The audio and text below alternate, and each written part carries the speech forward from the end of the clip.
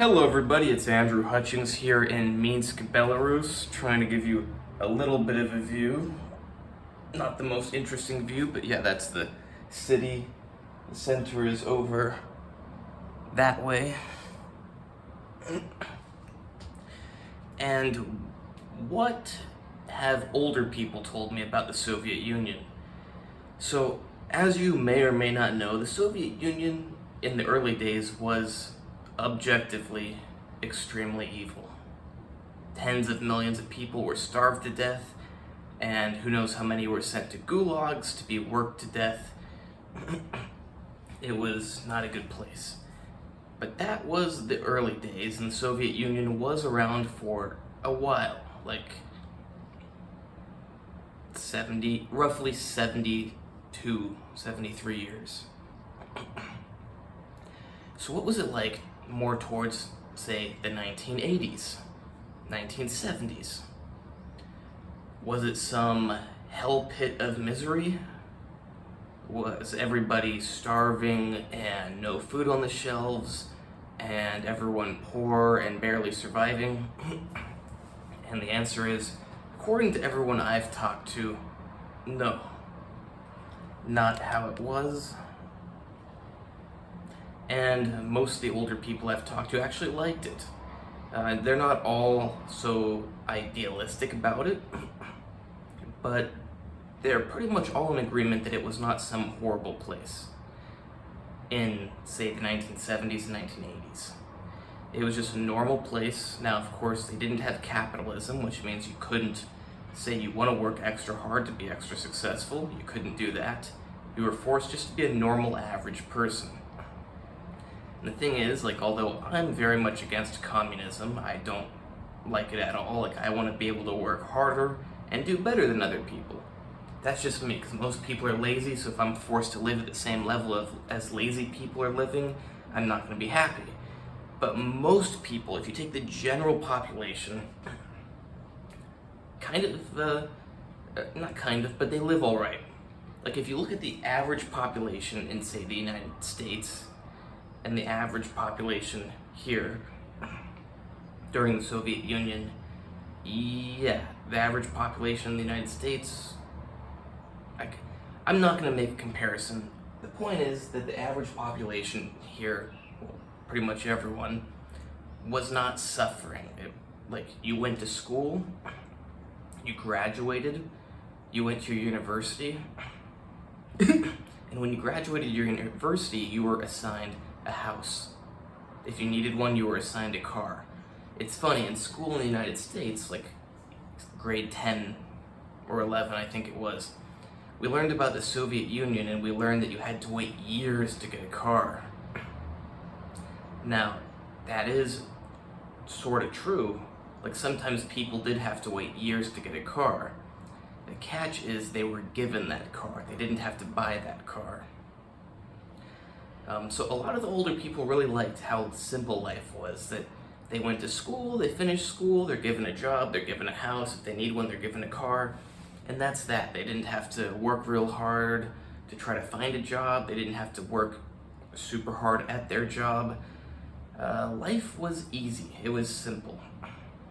Sure, they didn't have luxury, super luxurious lives, but they did fine.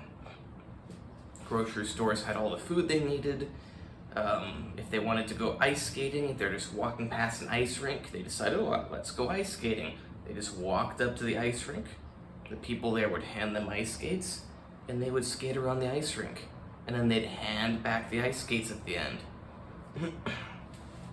Now, of course, that wouldn't work in some places like the big cities of the United States nowadays. You'd get people either trashing them or stealing them. But apparently it worked here, back in the day. Young people do not, say 20-year-olds, they do not seem to care at all about the Soviet Union. They kind of dismiss what their parents say, kind of. But mostly it's just that they didn't live it, so they can't relate to it. And what young people think is a topic of another video, because young people are being influenced by all of the stuff on the internet, which is brainwashing them to dislike their own country. Yeah, topic of a different video. So yeah, Belarus still has a lot of heritage, remnants of the Soviet Union. You can see the hammer and sickle on a lot of buildings. You can see it at the Lenin metro station in the center of the city. You go to the train station. They sell, they're not the best quality because it's meant to be like a fun gift, not a serious cold weather hat. But they sell ushankas, you know, those fur hats that have the Soviet hammer and sickle, and I think a star also, but I can't remember. A lot of Soviet Union stuff here.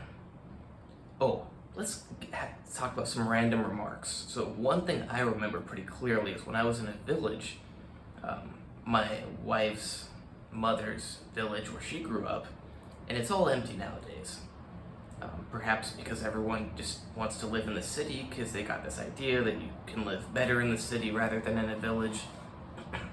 Not really true, it's just a different life. And I personally think that living in a village is better than living in a city. I mean, it's nice to have both options.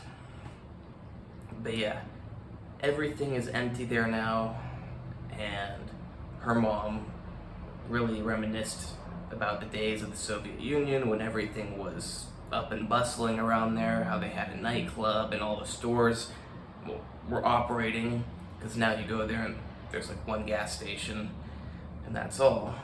We got to walk around those stores because they're abandoned, and around that nightclub because I'm inside it because it was abandoned.